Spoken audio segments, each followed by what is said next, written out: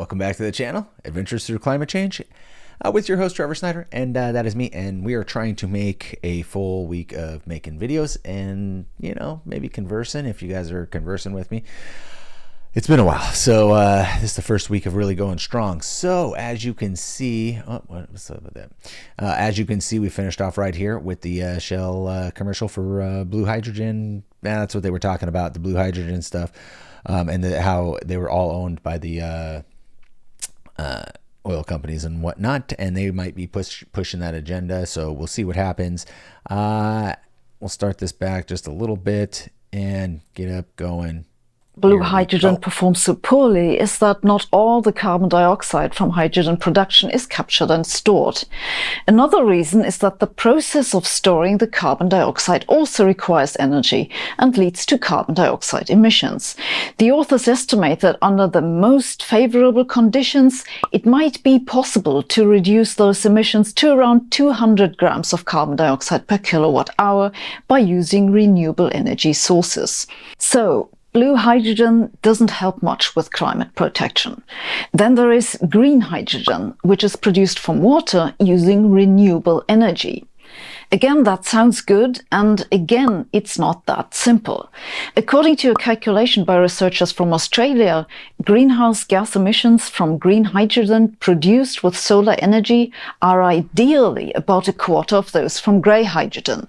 Under realistic conditions, however, they find that emissions are comparable, particularly due to fluctuations in solar radiation that make hydrogen production inefficient. There's neither data nor any study for hydrogen production from wind, but you expect this method to suffer even more from fluctuations because wind is far less reliable than sunlight. And since these methods are inefficient, they are also expensive. Indeed, producing hydrogen with solar and wind is pretty much the most expensive way you can do it, according to a review in 2019. Now, maybe those costs will go down a bit as the technology improves, but seeing that the biggest problem is that energy input fluctuates, I doubt it'll become economically competitive with the dirty hydrogen. This problem can be fixed by using nuclear power to generate hydrogen, which has been assigned the color pink and purple.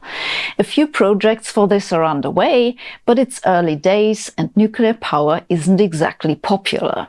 Okay, so we have seen that it isn't all that clear whether hydrogen is climate friendly, and also it's expensive.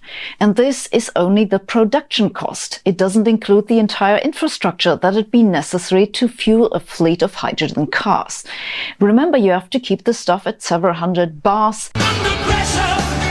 The fastest way to increase the length of your manhood, if you want to increase the size of your tool and make it stronger and harder, is to go to your... And you can't just use a normal gas station for that. Let's move on to the next problem that might come to your mind.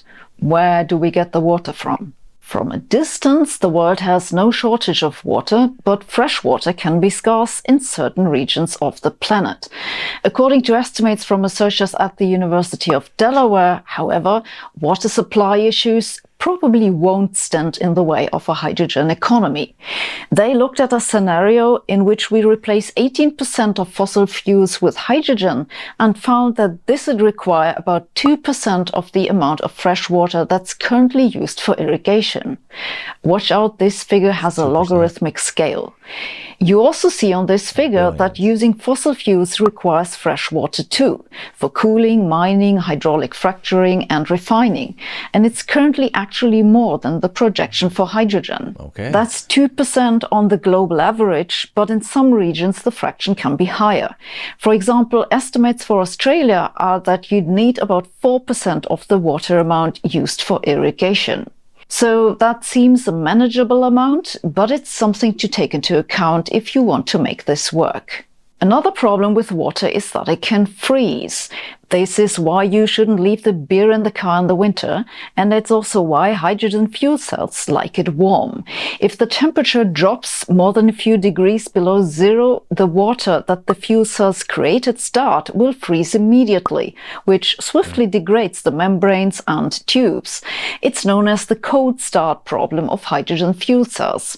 And no, you can't just pour antifreeze into it. Remember, the water is created in the fuel cell. So you either have to stay in California or you keep your car warm. The solution that manufacturers pursue at the moment is preheating systems. But the biggest problem for a hydrogen economy may be making those proton exchange membranes to begin with. It's not because it's so difficult, but because they're made of platinum and iridium. Ooh. Platinum, you may have heard of. It's an expensive noble metal that's also used for jewelry. The reason it's expensive is that it's rare. Iridium is also a noble metal. It's so rare that most people have never heard of it. Both of those metals are difficult to replace with anything else in the hydrogen fuel cells. That's a problem because it means that the entire hydrogen economy hinges on the availability of those two metals. There's only so much of those in the world, and they are only in very specific geological formations. Almost all the platinum and iridium supply comes from only 3 countries: South Africa, Russia, and Zimbabwe, and colonies have recently gone out of fashion. China, which has invested heavily in hydrogen technology, is already feeling the consequences. And we've only just barely begun with building the hydrogen economy. I think, and I could be wrong, one of the videos we were talking about where they were drilling in Antarctica, and they won't tell you what's in there. But they gave you the presumption that platinum, iridium, and all those like precious metals are very available in Antarctica, and I don't know, I could be very wrong, so ignore me if I'm wrong, but that was something when she was talking about that. I was like, oh yeah, what about Antarctica? Only just barely begun with building the hydrogen economy. This issue has been highlighted recently in reports from various international organizations, including the International Energy Agency and the World Bank.